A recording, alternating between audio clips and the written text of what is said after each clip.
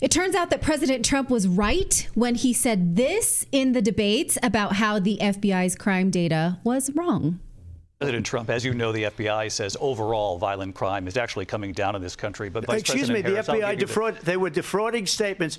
They didn't include the worst cities. They didn't include the cities with the worst crime. It was a fraud, just like their number of 818,000 jobs that they said they created turned out to be a fraud. President Trump, thank you. Okay. Turns out he was right. They have not issued a correction, though. It's not on the transcripts of the debate. It's not on ABC News. I wonder why they didn't tell us that, in fact, he was right and the FBI's crime data was artificially low. Well, how do we know this? Because the FBI quietly revised that crime data to show that, indeed, crime has been up, not down, since 2021. And we're talking about here is crime from 2021 to 2022. The FBI completed that collection in 2023 and reported it to us in 2024. So it takes them a while. Well, the numbers originally published in September showed that violent crime was down by 2.2%. But instead, the Trump campaign had warned when we see those numbers, and experts had agreed that the numbers would be incomplete because the FBI changed their reporting system in 2021, and that led to fewer precincts reporting crime statistics. That drop in participation required the FBI to rely heavily on estimates for missing data, magnifying the potential for error. Now, is this normal that they may give us one number and then revise it so drastically? It is not. And in fact, Real Clear Investigations interviewed 2 professors who study this data. Here's what they said about that revision. One of them said, I've checked the data on total violent crime from 2004 to 2022. There were no revisions between 2004 and 2015. From 2016 to 2020, there were small changes, but less than 1 percentage point. This is a huge change, especially without an explanation, makes it difficult to trust FBI data. You think? Another professor said it's up to the FBI to explain what they have done, and they haven't explained these large changes. And in fact, the FBI did not respond to requests from them or the New York Post, who had been covering this. Now, not only has the FBI not commented on this, but the media has not either. Why haven't we seen major news headlines like this when the data originally showed a drop in crime? Well, USA Today, furthermore, they lied when they said this, explaining the drop in crime. It says FBI officials declined to comment about when Trump's claims in a call with reporters, but the agency's methodology, they say, has been consistent. Well, that's a blatant and false lie. They could have just done a little digging to know that, because on January 1st, 2021, the FBI stopped accepting data through what they called the summary reporting system and started using a new system that they called the National Incidence-Based Reporting System. About 35% of the country's law enforcement did not use this when they published this crime data in September. According to the New York Post, that's the first time that crime reporting was below 70%. So USA Today should not have told us that the methodology was consistent. That's a clear lie. They don't seem to care. They also could have told us that crime was up when the FBI switched programs. This is from the New York Times 3 years ago. It says that crime was going up, and then the FBI surprisingly got to change how they gathered that data, and then poof, suddenly crime is down. That's weird, right? Data doesn't look good for you? Let's change how we collect the data. Now, it's worth noting that the Biden-Harris administration can hardly be blamed for this change in 2021 because it happened in January. They've not been inaugurated yet, but they also cannot take credit for a decrease in crime because that clearly has not happened on their watch. In fact, crime has gone up. Here's what the FBI's own website shows. This is from the UCR's Crime Data Explorer, which the FBI links to on its website. It's an interactive tool. You can do whatever you wish with it. Go there and find it for yourself. And that's pretty clear. Crime's up. We're looking at between 2019 to 2000.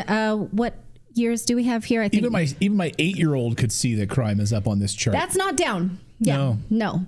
And of course, now this is a more complete data set, but it doesn't include unreported crime, obviously, because how could you include that? So we should probably estimate that the numbers are bigger due to unreported crime. And here is how Real Clear Investigations laid out these revised numbers based on the types of crime. So you see the types of crime that is more prevalent: property crime rate, aggravated assault, violent crime, clearly up, motor vehicle theft, up, especially if you live in California, robbery, burglary, pretty much everything up, and nominally murder and non-negligent manslaughter, but up it all is bad when it comes to murder.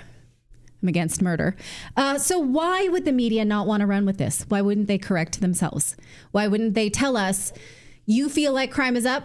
Because it is. We told you it was down. Turns out it's not. That was incomplete reporting. We should come back around on that. Why don't they do that? Because it would look bad for the Democrats, obviously, who have supervised this increase in crime.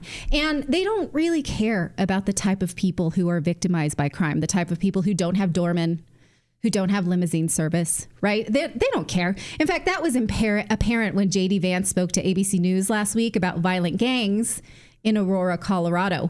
Watch the anchor, Martha Raddatz, show how little she cares about the actual victims of gang violence. But I'm going to stop you. The incidents were limited to a handful of apartment complexes, and the mayor said our dedicated police officers have acted on those concerns. A handful of problems.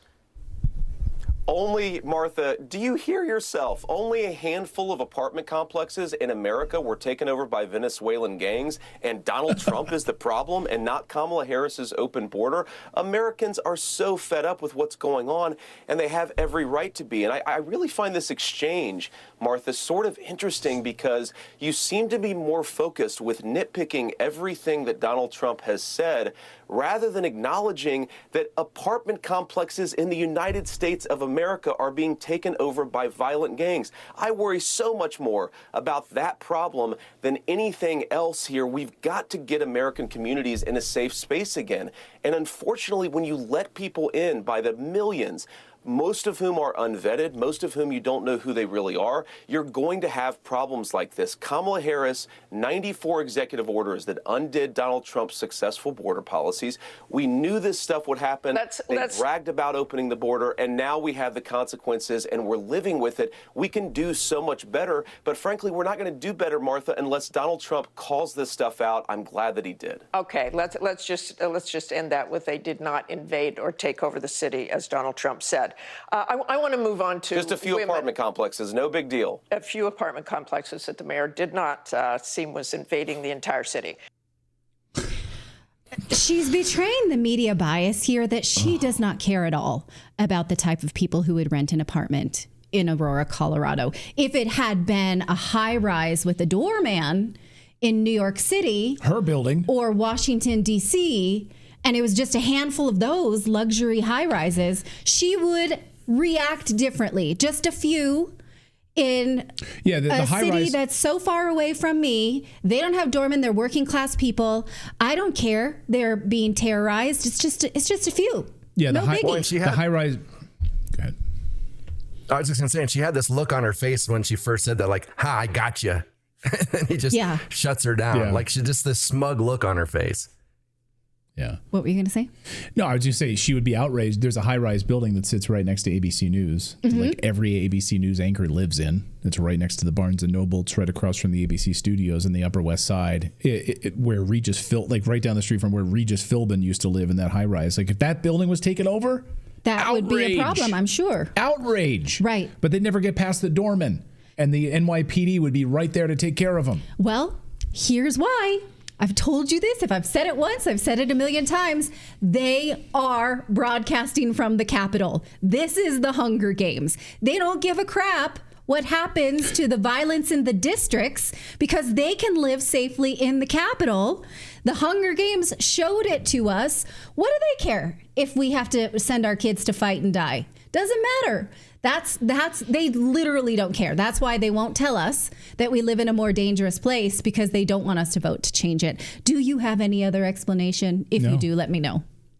No, it's like my old boss back when I used to work at Fox News, my old boss, Roger Ailes, you know, in a meeting, he told me, he said, you know, when I created this network, people used to make fun of the flyover states. He used to call them flyover states. And he used to make him so angry. He's like, that's America. What you're talking about is you're flying over these people. That's those are Americans. You're flying over Aurora, Colorado. You're flying over these people. And we need to have people who speak for those people in the United States. And those people, the David Muirs of the world, the Martha Raditzes of the world, they don't speak for Americans. Clearly not. They speak for liberal, Upper East Side, Upper West Side elites in New York City. Coastal elites. They don't care if your apartment complex in the middle is hijacked by gangs. Sorry. Hate it for you.